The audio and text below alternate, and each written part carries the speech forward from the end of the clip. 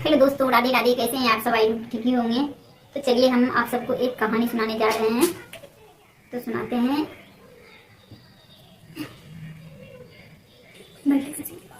गांव से बहुत सारे शिकायत पत्र जा रहे थे और उन पत्रों में एक ही बात लिखी थी कि हमारे गांव में जो भी लड़की जवान होती है वो प्रेग्नेंट हो जाती है। न जाने क्यों। न तो किसी लड़की का अफेयर है, न वो शादीशुदा है। कोई भी हमारे घर आता जाता भी नहीं है, फिर भी लड़कियां प्रेग्नेंट हो जाती हैं। ये सुनकर महिला एसपी बड़ी परेशान हो जाती है और अचंभे में पड़ जाती है कि ऐसा कैसे हो सकता है। जाहिर सी बात है, जब कोई लड़की किसी से बोलती नहीं है और वह अनमैरिड है तो फिर प्रेग्नेंट कैसे हो सकती है। ये सोचकर एसपी एक बड़ा एक्शन लेती है और उसी गांव में जाकर मामले की जांच करती है। फिर वह हकीकत क्या निकलती है और लड़कियां कैसे प्रेग्नेंट हो रही हैं, यह हम इस वीडियो के माध्यम से जानने की कोशिश करेंगे। दोस्तों, ये सच्ची कहानी मध्य प्रदेश के एक छोटे से गांव की है। मध्य प्रदेश के हीनपुर थाना क्षेत्र के एक गांव हरिदासपुर में यह मामला सामने आया। हरिदासपुर गांव में जवान लड़कियां बिना किसी अफेयर या शादी के प्रेग्नेंट हो जाती थी। इस पर गांव वाले काफी परेशान थे।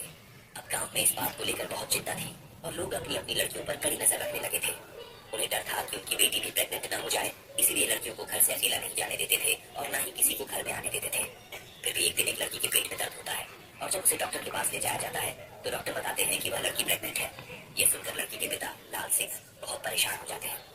वह सोचते हैं, मैं हर समय अपनी बेटी के साथ रहता हूँ, फिर ये कैसे हो सकता है। वह अपनी बेटी से पूछते हैं, बेटी क्या तुम किसी से बोलती हो, किसी से तुम्हारा अफेयर है। लड़की रोने लगती है और कहती है, पिताजी ऐसा कुछ भी नहीं है और आप तो जानते ही हैं कि हमारे गांव की ज्यादातर लड़कियां जवान होते ही प्रेग्नेंट हो जाती हैं, लेकिन कोई भी उनके साथ अफेयर नहीं करता। लाल सिंह को अब समझ में नहीं आता कि यह कैसे हो सकता है। गांव में सब लोग परेशान थे और हर किसी के दिमाग में यही सवाल था कि आखिर इसका समाधान क्या है। लोग अपनी लड़कियों को घर से बाहर नहीं जाने देते थे और रात को लड़कियों पर कड़ा पहरा रखते थे, फिर भी लड़कियां प्रेग्नेंट हो रही थी। इस समस्या से परेशान होकर लाल सिंह अपनी बेटी को लेकर महिला एसपी संध्या चौधरी के पास पहुंचता है और रोते हुए शिकायत करता है कि उनका पूरा गांव परेशान है। वह एसपी से कहते हैं, मैडम जी, हमारे गांव में हर लड़की जवान होते ही प्रेग्नेंट हो जाती है। हम बहुत परेशान हैं, लेकिन फिर भी कुछ नहीं कर पा रहे हैं। हमारी लड़कियां घर से बाहर नहीं जाती, घर में कोई नहीं आता जाता, फिर भी वे प्रेग्नेंट हो जाती हैं। ये सुनकर महिला एसपी हैरान हो जाती है और पहले तो उन्हें हंसी भी आती है, फिर वह गुस्से में कहती है, क्या तुम पागल हो गए हो? कोई लड़की बिना पुरुष के संपर्क के प्रेग्नेंट कैसे हो सकती है? तुम बेवकूफ वाली बातें कर रहे हो। तब लाल सिंह हाथ जोड़कर कहते हैं, मैडम जी, इसमें सिर्फ मेरी बेटी नहीं है, हमारे गांव में ना जाने कितनी लड़कियां ऐसी हैं जो जवान होते ही प्रेग्नेंट हो जाती हैं। ये बात बिल्कुल सत्य है, मेरी अकेली बेटी नहीं है। गांव में 10, 20, 50 ऐसी लड़कियां हैं जो बिना शादी के प्रेग्नेंट हैं। यह बात जब वह महिला एसपी सुनती है तो वह भी बहुत ज्यादा परेशान हो जाती है। सोचने पर मजबूर हो जाती है कि आखिर ऐसे कैसे हो सकता है, बिना पुरुष के संबंध बनाए लड़की गांव में प्रेग्नेंट क्यों हो रही है। तब वह थाने के लिए फोन करती है। थाने के एसएचओ से कहती है और कहती है कि तुम हरिदासपुर में जाकर केस की इंक्वायरी करो और जानकारी जुटाओ कि आखिर जो लड़कियां प्रेग्नेंट हो रही हैं उनका कोई प्रेमी है, किसी से उनके नाजायज संबंध है। फिर पुलिस जाती है और इंक्वायरी करती है तो सभी लोग एकत्र हो जाते हैं और पुलिस के सामने अपने टुकड़े सुनाने लगते हैं और कहने लगते हैं कि साहब, अगर एक बेटी की बात हो तब हम मान भी जाते हैं कि हाँ बेटी हमारी गलत है, लेकिन जो भी लड़की हमारी जवान होती है और उसके पेट में दर्द होता है, हम उसका चेकअप कराते हैं हॉस्पिटल में ले जाकर के, तो फिर वह प्रेग्नेंट निकलती है। अगर एक ही बात होती तो मान लेते, लेकिन सभी लड़कियों का अफेयर कैसे हो सकता है। और फिर हम इतनी चौकसी रखते हैं, अपनी बेटी पर रात दिन नजर रखते हैं, कभी घर से बाहर अकेले नहीं जाने देते। जब रात को सोते हैं तब हम उन्हें अपने पास सुलाते हैं और कोई हमारे घर आता जाता भी नहीं है। इसी चक्कर से हमारे गांव में एक ऐसा माहौल बन गया है कि हम ना तो किसी के घर जाते हैं और ना किसी को अपने घर बुलाते हैं। इसी बात की डर की वजह से पुलिस ये बात सुनकर कि बहुत ज्यादा परेशान हो जाती है और फिर पुलिस लौट करके चली जाती है।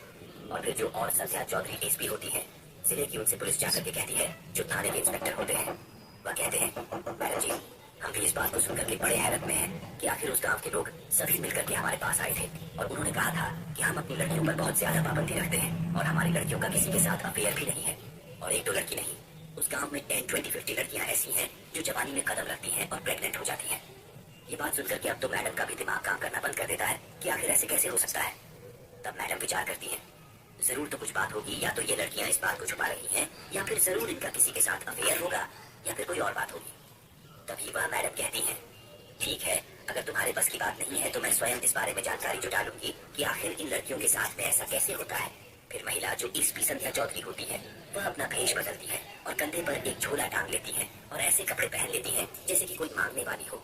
उस हिसाब से वह मांगने वाली बन करके और उसी गांव में हरिदासपुर में पहुंच जाती है। सारे दिन इधर उधर वह घूमती रहती है जैसे ही शाम होती है। कभी उसी व्यक्ति के द्वार पर पहुंचती है जो व्यक्ति उनके पास शिकायत पत्र लेकर के गया था। लाल सिंह अब वहीं पर जब पहुंचती है, शाम होने वाली होती है, तब वह महिला एसपी जो भिखारी भेष में थी, तब वह कहती है कि भैया हमें रात्रि हो गई है और इतना टाइम हो गया है, हम अपने घर पहुंच भी नहीं पाएंगे, इसलिए आज रात अपने घर में हमें ठहरने के लिए थोड़ी जगह दे दो। तब लाल सिंह कहता है, चलो कोई बात नहीं, तुम तो महिला हो, अगर कोई पुरुष होता तो मैं अपने घर में नहीं रुकने देता, क्योंकि हम लोग बहुत ज्यादा परेशान हैं, न जाने ऐसा हमारे साथ क्यों हो रहा है। तब वह कहती है, कोई बात नहीं, हम तो तुम्हारी बेटी के समान हैं, तो फिर हमसे आपको क्या डर है। तभी वह लाल सिंह महिला एसपी को भिखारी समझ करके अपने घर में एक जगह पर चारपाई डाल देता है और कहता है कि आप इस पर सो जाइए, आपको जो भी खाना है मैं आपको यही ला करके दे दूंगा। अब लाल सिंह उस महिला के लिए ला करके खाने में कुछ देता है, रोटी पानी, और वह खाती है। खाने के बाद में वह गेट के पास ही उस चारपाई पर लेट जाती है और लाल सिंह अपनी लड़कियों को लेकर के घर के अंदर जाकर के लेट जाता है। सभी लोग जब सो जाते हैं तो रात का 1 बज जाता है और मैडम चुपचाप उस घर से निकल करके आती है और गली में घूमने लगती है और यह देखने लगती है कि आखिर मैं यह देखूं कि नाइट में तो कोई व्यक्ति इन लोगों के घर में नहीं घुसता है। तभी वह इस तरह से गलियों में घूम ही रही थी। तभी उसे गांव के पास में एक झाड़ी थी और उस झाड़ी के पीछे एक बहुत बड़ा घर था, खंडहर पड़ा हुआ था, उसमें कोई व्यक्ति आता जाता नहीं था।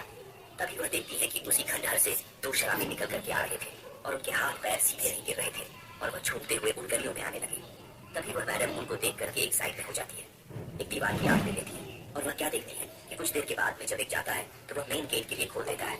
फिर वह दूसरा व्यक्ति भी घर के अंदर प्रवेश कर लेता है और फिर वहां से लगभग आधे घंटे के बाद वह घर से जैसे ही निकल करके व्यक्ति आता है, क्यों ही वह मैडम अपनी रिवॉल्वर उन व्यक्तियों के ऊपर तान देती है और कहती है कि अगर तुमने एक कदम बढ़ाया तो मैं तुम्हें यही गोली मार दूंगी, इसलिए चुपचाप यही खड़े रहो और तुम यह बताओ कि तुम लोग इस घर से निकल करके क्यों आए हो और इस घर में क्यों घुसे थे। ये बात सुन करके वह व्यक्ति बड़े डर जाते हैं रिवॉल्वर देख करके, लेकिन जब उसकी हालत को देखते हैं कि यह तो कोई बेकार है, तब वह कहते हैं कि इस भिखारी के पास में रिवॉल्वर कहाँ से आई। तब वह उससे कहते हैं कि तुम हट जाओ नहीं, हम भी तुम्हें गोली मार देंगे। उनके पास कोई औजार नहीं था, लेकिन फिर भी मैडम को धमका रहे थे, लेकिन मैडम उन्हें डराने के लिए एक गोली पैर बचा करके मारती है। तभी वह लोग उसे गोली की आवाज सुन करके डर जाते हैं और वहीं रुक जाते हैं। जब गोली की आवाज जब गांव के लोग सुनते हैं तो एकदम से जल्दी जल्दी उठ जाते हैं और सभी लोग वहीं पर एकत्र हो जाते हैं जिस जगह पर वह मैडम उन शराबियों के ऊपर रिवॉल्वर ताने खड़ी थी। जब उधर से लाल सिंह निकल करके आता है और देखता है कि अरे यह तो मैडम मेरे घर में रुकी हुई थी, इनके लिए मैंने खाना खिलाया, चारपाई पर लेटा रहा था, लेकिन इनके हाथ में रिवॉल्वर कहाँ से आई। तब वह कहती है कि इन लोगों को पकड़ो गाँव वालों से। तब वह गाँव वाले सभी एकजुट करके आए और दोनों लोगों को पकड़ लेते हैं। फिर मैडम थाने के लिए फोन करती है और फिर वहाँ से कई थानों की पुलिस वहाँ पर आ जाती है और उन शराबियों को गिरफ्तार कर लेती है। फिर मैडम कहती है कि मैं कोई भिखारी नहीं हूँ, न ही कोई भीख मांगने वाली थी। ये लाल सिंह मेरे पास शिकायत लेकर के गए थे और सभी गांव की शिकायतें मेरे पास जा रही थी कि आखिर तुम्हारे गांव में जो जवान लड़कियां हैं वो प्रेग्नेंट हो जाती हैं, तो इसीलिए मैं भेष बदल करके आई थी तुम्हारे गांव में और यह देखने के लिए कि आखिर तुम लोगों को पता नहीं चलता कि तुम्हारी लड़की के साथ में गलत काम कौन करता है। बस इसी इंक्वायरी के लिए मैं भिखारी बन के आई थी।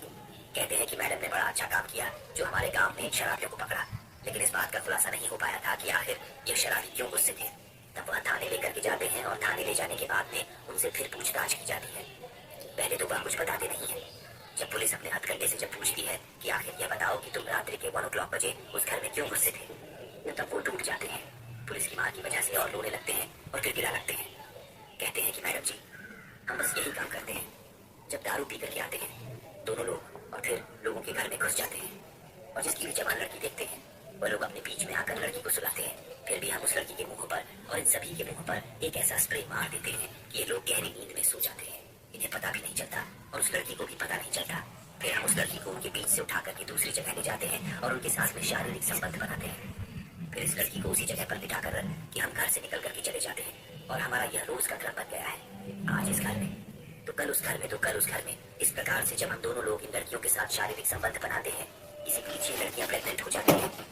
ये बात जब महिला एसपी सुनती है तो फिर उनके तोते उड़ जाते हैं, सोचने लगती है कि ये लोग पूरे गांव की लड़कियों के साथ में ऐसा कर रहे हैं और किसी को भी पता नहीं है, किसी को भनक नहीं है। इनके बारे में अब बहुत ज्यादा टेंशन में पड़ जाती है। फिर लाल सिंह से बुलाती है और कहती है कि तुम तो यह कह रहे थे कि हमारी लड़की के साथ किसी पुरुष ने कुछ नहीं किया है, इनसे पूछो ये तुम्हारी लड़की के साथ में दोनों लोग शारीरिक संबंध बना करके गए थे और इन्हीं के द्वारा तुम्हारी लड़की प्रेग्नेंट हुई है। वह सारी बात को स्वीकार कर लेते हैं और फिर मैडम उनके खिलाफ कई धाराओं में मुकदमा दायर करती है, 376 और जो भी होता है घर में घुसने का, उन सभी धाराओं में मुकदमा दायर करके उन्हें जेल भेज देती है। इस प्रकार से मैडम ने उन गांव वालों की सारी समस्या का समाधान किया